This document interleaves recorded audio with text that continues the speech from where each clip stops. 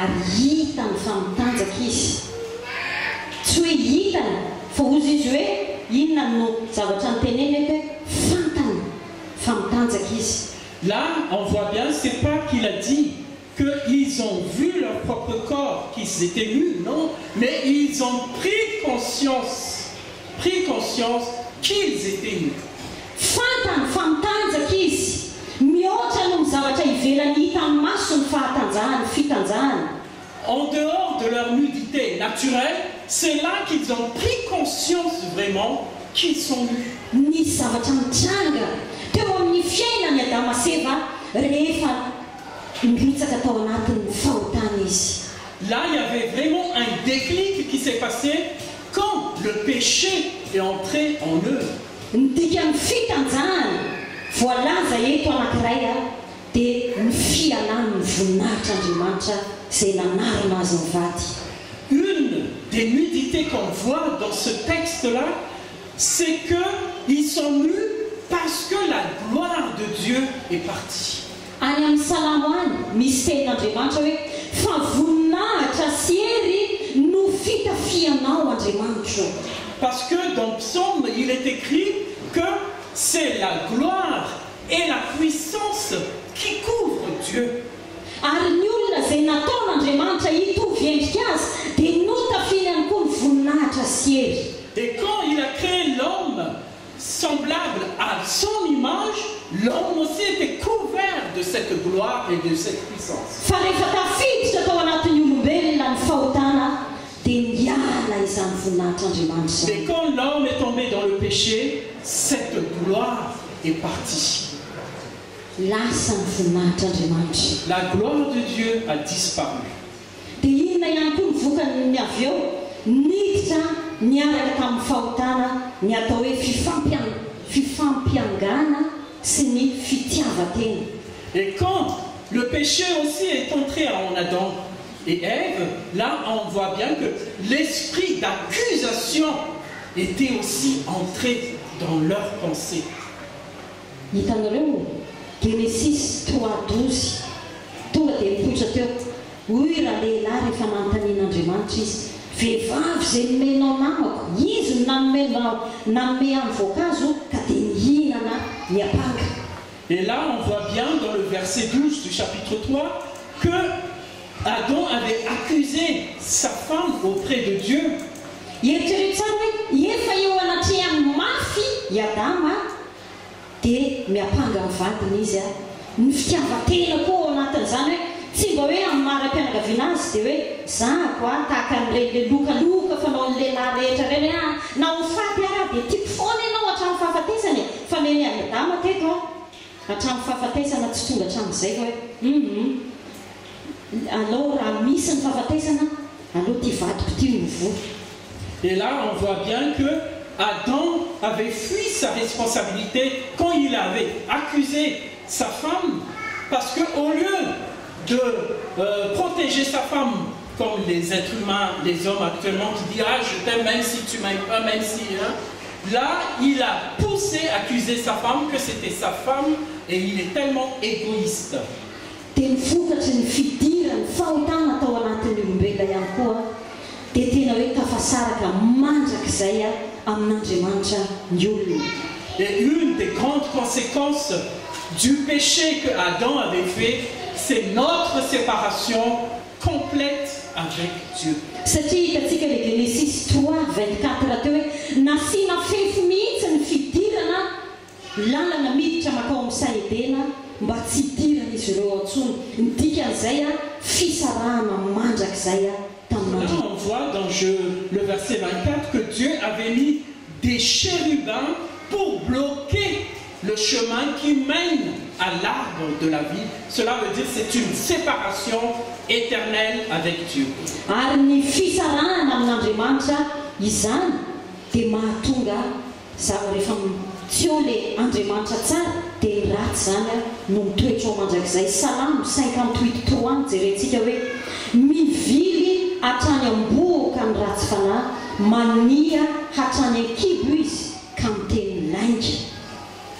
Dans Psaume 58, verset 3, vous commettez volontairement des crimes, dans tout le pays, vous propagez la violence de vos mains.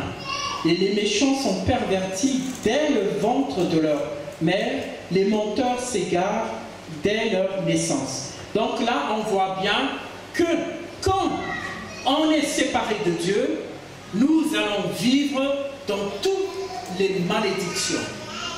Dia fantatsika koa Isaia 59:2 hoe tsy afaka mifandray amin'Andriamanitra tsony ny olona rehefa ao anatin'ny fahotana izy. Et dans Psaume 59:2, en Ésaïe 59:2, on voit bien qu'on ne peut plus être avec Dieu lorsqu'on est dans le péché.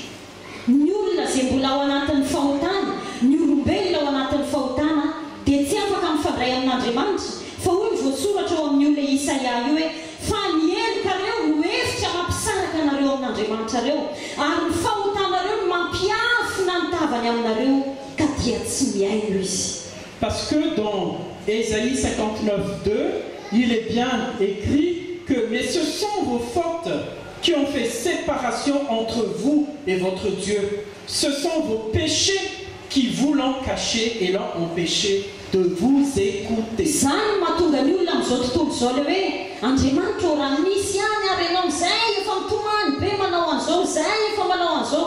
Maninona tsy miaino ianao, maninona misy olona mitsidika zordira, maninona misy azao raha misy Andriamanitra. Misy tokoa Andriamanitra, saingy ny zava-misy noho ny fahotana teo amin'ny Adama sy Eva izay manarana ka makany amin'ny olona dia tsy afaka miaino Andriamanitra. Parce que souvent, il y a beaucoup de personnes qui font des remarques que si votre Dieu existe, pourquoi il y a tel malheur, pourquoi il y a tel ceci, pourquoi il y a tel ça. Alors que là, on voit bien que c'est à cause de nos péchés, à cause de nos fautes, que nous sommes séparés de Dieu. Et quand nous sommes séparés de Dieu, c'est le mal qui va régner. Ary ny lalan'ny olombelona izay hoentiny fahotana ao anatiny dia direction manalavitra n'Andriamanitra ihany. Et lorsque nous péchons, notre voix va toujours s'éloigner de l'amour de Dieu. Hitantsika ny Salamo 14:3 hoe samy efa nivily izy rehetra ka tonga vetaveta avokoa, tsy misy manao tsara na dia iray akory aza. Ny olombelona rehetra dia nivily noho ny fahotana izay mitondra azy dia lasa manalavitra n'Andriamanitra avokoa. Et parce que tout l'homme en entier, comme il avait péché, donc ils se sont éloignés. Dans Psaume 14:3, il est bien écrit, tous se sont éloignés, ensemble ils se sont pervertis. Il n'y a aucun qui fasse le bien, pas même un seul. Hitanao hoe maninona amin'izao fotoana izao mihaino mitombo foana ny faratsiny satria iny le direction manalavitra n'Andriamanitra hatrany. Et nous voyons bien cela qu'actuellement, on entend tellement de mauvaises nouvelles impensables. Pourquoi tout cela? C'est parce que l'homme est en train de s'éloigner de la voix de Dieu. Aza mieritreritra mihitsy ianao amin'izao fotoana izao hoe mbola hisy ndray lalàna hanatsara ny fiainana, lalàna hanaraka ny moraly tsara rehetra izay efa nisy teo aloha. Tsisy zany. Et n'espérez pas tellement qu'il y aura des lois morales, des lois, principes moraux qui vont sortir pour nous conduire dans la bonne voie. Non, ça n'existe pas, mais nous, on va toujours vers le mal.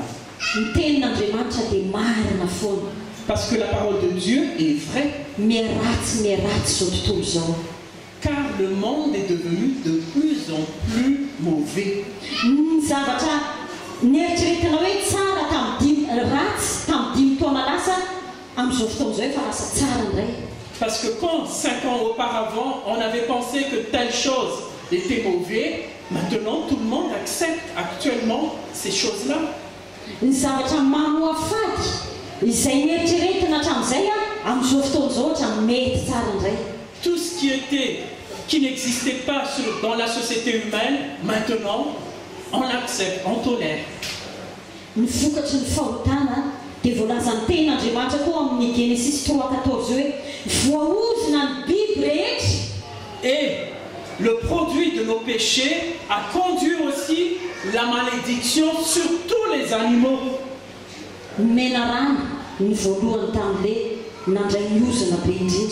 Et c'est le serpent qui avait pris la plus grande malédiction.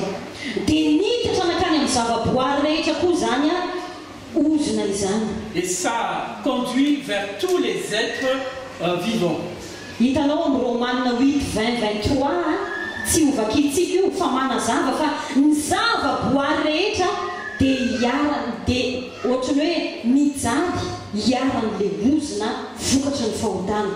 Et on voit bien dans Romains 8, 20 à 23 qui dit que à cause de nos péchés, même la nature subit notre malédiction.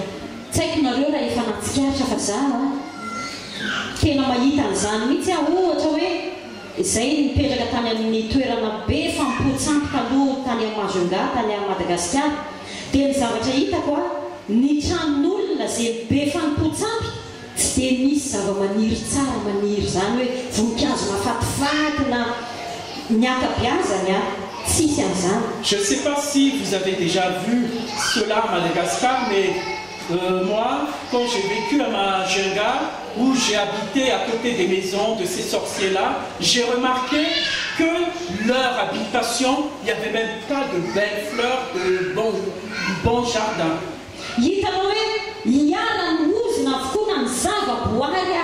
Et on voit bien que même la nature végétale était sous la soumission de la malédiction.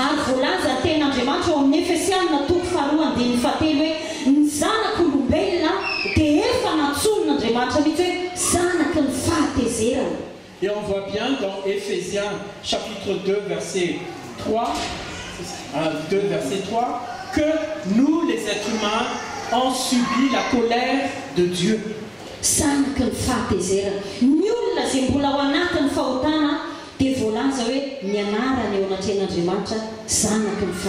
Et devant Dieu, l'homme pécheur est devenu fils de la colère.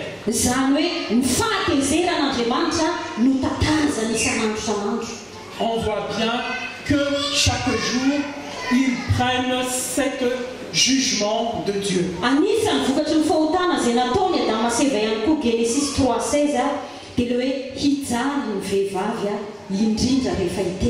Et on voit aussi la conséquence de ce péché sur les femmes mariées, que quand elles vont avoir un enfant, quand elles vont accoucher, elles vont souffrir. Parce que si l'homme n'avait pas péché,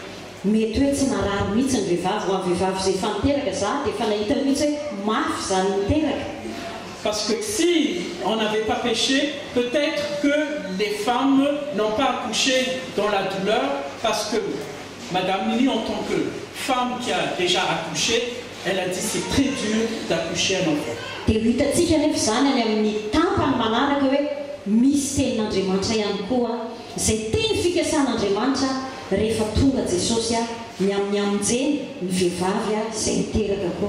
nous verrons à la deuxième partie qu'il y a des promesses, paroles de promesses de Dieu pour les femmes qui ont accepté Jésus-Christ, qu'elles vont accoucher dans la joie.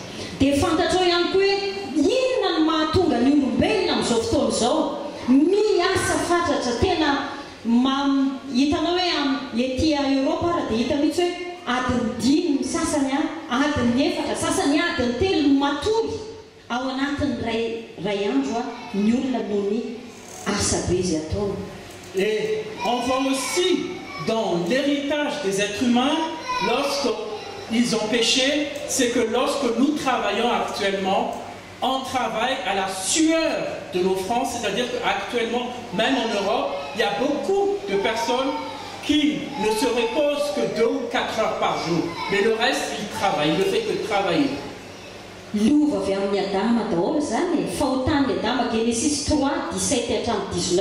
Tout cela, c'est l'héritage venant d'Adam. Mais quels sont aussi les effets de son péché? Genesis 3:19 que dans Genèse 3:19, on reviendra à la poussière comme nous venons de la poussière. Ny zavatra mahagaga dia zao hoe voalaza ny manam-pahaizana fa ny selula ao anatin'ny tenany olombelona rehetra dia renouvelé isaky ny 7 taona ka hatramin'ny 10 taona eo. Il y a même des personnes, des savants qui ont dit que notre cellule dans notre corps se renouvelle tous les 7 ans, de 7 ans à 10 ans chaque fois de notre vie. Izany hoe mihevaovao foana zany ny selula ny olombelona isaky ny 7 taona nefa maninona mbola miantitra ihany. Tsy voasakana mihitsy le maantitra. Cela veut dire que si nos cellules se renouvellent tous les 10 ans ou 7 ans, mais pourquoi on vieillit, nos corps vieillissent? Atao daholo ty zavatra rehetrarehetra ty anakanana mba tsy ho antitra aingana fa antitra ihany. Qu'est-ce qu'on ne voit pas avec tous les chirurgies esthétiques pour ne pas vieillir notre corps? Mais non, ça n'empêche pas le vieillissement. Satria zay lefa oziny vokatry ny fahotana nataony Adama sy Eva. Parce que ça, c'est la conséquence du péché adamique. Dia voalaza Jaona 2:7-8 hoe lasa mpanompony ota ny olombelona. Et dans l'évangile de Jean, chapitre 8, verset 34, on est devenu serviteur du péché. Tsy afa miala mihitsy zany mpanompo zany. On ne peut pas se libérer d'être l'esclave du péché. Hitanao ny atao hoe esclave zany tsy mbo manana mihitsy na hoe anambady ary izy dia tsy maintsy mihery izy loha. Parce que, est-ce que vous savez la vie des esclaves? Même s'ils veulent se marier, il faut qu'ils demandent la permission à leur patron. Même pour aller au lit, ils doivent avoir déjà la permission de leur propriétaire.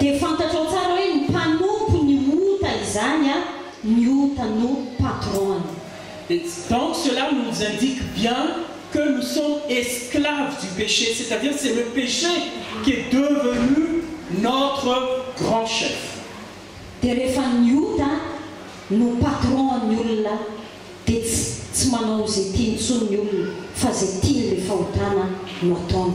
Et quand c'est le péché qui règne, qui est devenu le patron, alors nous ne pouvons plus faire notre propre volonté, mais on fait la volonté du péché.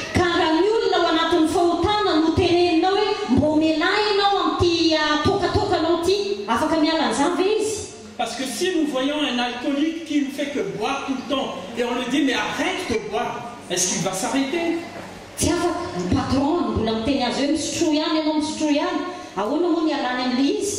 Lui, il ne peut pas, même s'il le veut, il ne peut pas arrêter de boire parce que l'alcool qui est son patron va lui dire allez, bois toujours, bois toujours. Voilà ce qu'on appelle esclave du péché. Jusqu'où ce péché est ancré dans l'homme.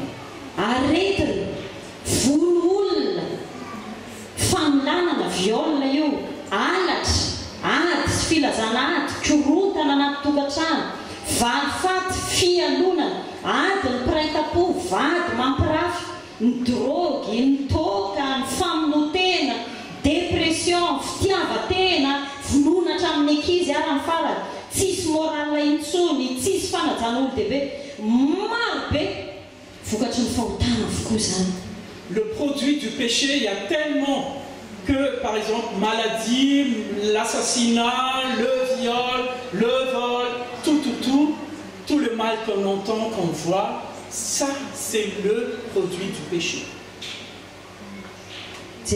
Faravana eo amin'ny vatana, faravana eo amin'ny fanahany olona, faravana eo amin'ny ain'ny saina, ny zavaboary manontolo vokatry ny fahotana.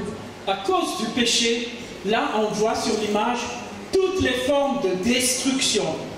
Destruction de nos corps, destruction de notre esprit, destruction de la nature, destruction de notre environnement, etc., etc. Mipoitra avokoa na ny hoe aretina tsy sitrapanafody, mipoitra avokoa na ny karazana bibikely tsy fantatrao mitondra aretina eo amin'ny olona. Et même actuellement, il y a tellement des maladies, des virus qui n'existaient pas auparavant, et là maintenant, ils sont là. Vokatry ny fahotana ary tsy mijanona eo io fa iny le lalana direction manalavitra an'Andriamanitra. Et là, c'est à cause du péché, ça ne va pas s'arrêter ou ça va s'améliorer. Non, ça va encore de plus en plus pire parce qu'on s'éloigne du chemin de la voie de Dieu. Miantotongana hatrany ny fiainan'ny olona taranaka Adama voalohany. Et notre vie, notre humanité est devenue de plus en plus bas. Ary tafiditra ao amin'ny raha ny olombelona zany hoe nolovay ny olombelona zay teraka dia tafiditra ao daholo foana ny fahotana. Et à cause de notre génération qui arrive, qui vient après nous, ça reste toujours dans cette génération ce péché. Tena hoe tsisy fanantenana ho an'ny olona ao anatin'ny fahotana. Et là on voit, on pense vraiment qu'il n'y a plus d'espoir dans l'humanité. Dia hitantsika hoe tena tsisy fanantenana intsony ve? Est-ce que vraiment il n'y a plus d'espoir? L'Andriamanitra zay naharentsika dia Andriamanitra lehibe amin'ny fitiavana. Le Dieu qui nous a créés, c'est un Dieu qui nous aime. Ary izy no niteny ao amin'ny Jérémia toko faraiky amin'ny telopolo hoe fitiavana mandrakizay no nitiavako anao. Et il a bien dit dans Jérémie que c'est par un amour durable que je vous aime. Ary zany no ampaharetoko ny famontam-poko aminao. C'est pour cela que je t'accorde ma miséricorde. No io fitiavan'Andriamanitra io, À cause de cet amour de Dieu, ary fitiavany anafaka sy hamonjy atsika amin'ny fahaverezana mpiaraka ny voalaza teo. c'est parce que à cause de cet amour que Dieu a vraiment témoigné en nous. Dia niranan'Andriamanitra ny zanan'ilay tokana.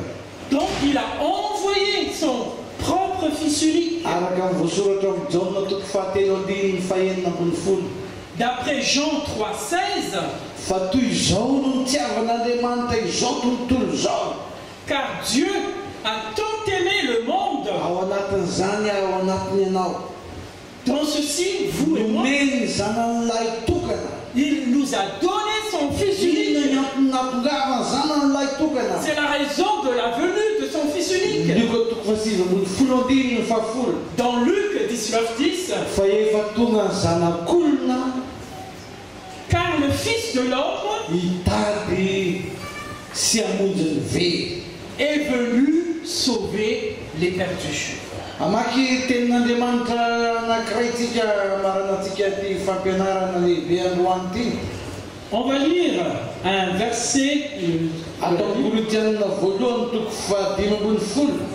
dans 1 Corinthiens chapitre 15, Manomboka amin'ny andininy fahadimy amby efapolo. à partir le Zao 45. no voasoratra ao.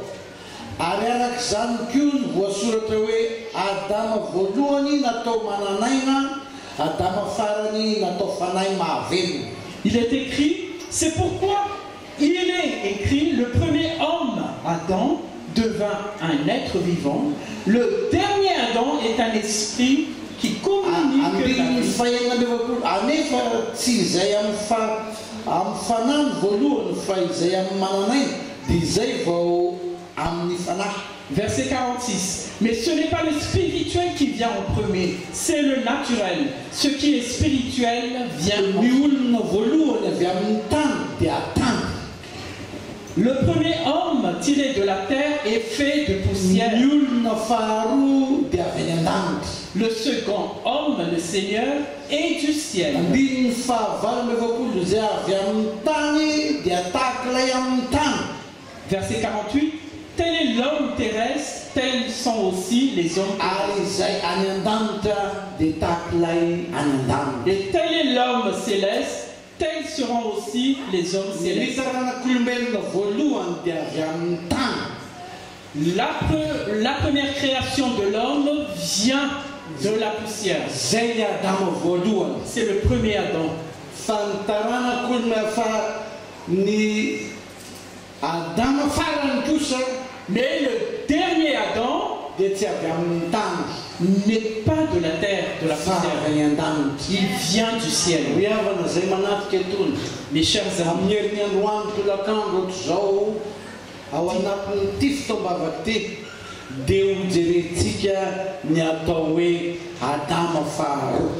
chers amis, dimanche prochain, on va voir ce que c'est le dernier Adam.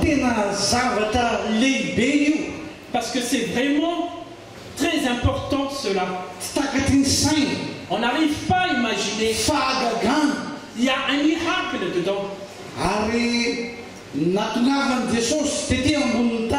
Car la venue de Jésus sur cette terre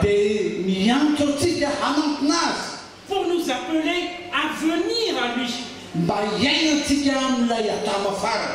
Pour que nous vivions la nature du dernier Adam. Je ne vais pas en parler trop. Mais dimanche prochain dans l'après-midi, vraiment prenez note dimanche prochain. Nous avons vu le premier Adam. Alors je vous dis pas le dernier Adam, parce que c'est le plus important de notre vie. Venez. Emmenez vos amis. Venez avec vos amis pour écouter cet enseignement. Nous avons entendu aujourd'hui le premier Adam. Mais dimanche prochain, c'est le dernier Adam. Remercions le Seigneur pour tout ce qu'il nous a révélé. Merci le Seigneur car il nous a donné son Fils unique Jésus-Christ pour nous sauver. Celui qui est là, si vous n'avez pas Jésus comme Seigneur, revenez à lui, car il a dit, venez vous qui êtes chargés, car je vous donne le repos. Le Saint-Esprit va vous visiter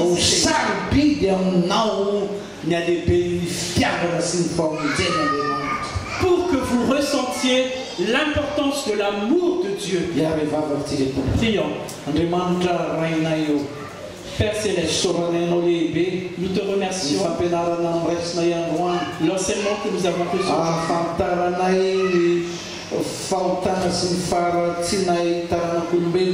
Que nous ayons su le mal et le péché.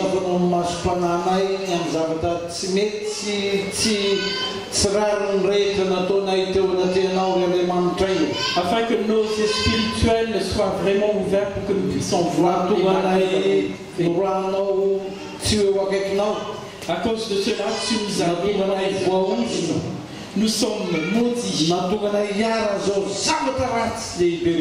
cause de cela, nous subissons tous les mauvais choses. Mais nous te remercions, Père. Tu ne nous as pas laissés dans cette situation éternellement. Et tu nous as pardonné. Parce que ton amour est éternel. Ta miséricorde est éternelle. Et tu nous as témoigné de ton grand amour. Tu as envoyé ton Fils pour venir nous chercher et nous sauver. Dieu te remercie. S'il y a quelqu'un qui est conscient qu'ils sont perdus et qu'ils sont encore perdus loin de toi, visite et qu'ils sachent que tu l'aimes et que tu ne les condamnes pas, mais qu'ils reviennent à toi et qu'ils prennent Jésus-Christ et que tu miséricordieux, que tu les affectes et qu'ils prennent cette dernière que tu nous as tout ce qui est mystérieux caché caché dans cette période. Nous te remercions maintenant pour cela, pour cette révélation cachée dans ce qu'on appelle le merci Seigneur. La gloire revient à toi. Au nom de Jésus. Amen. Amen.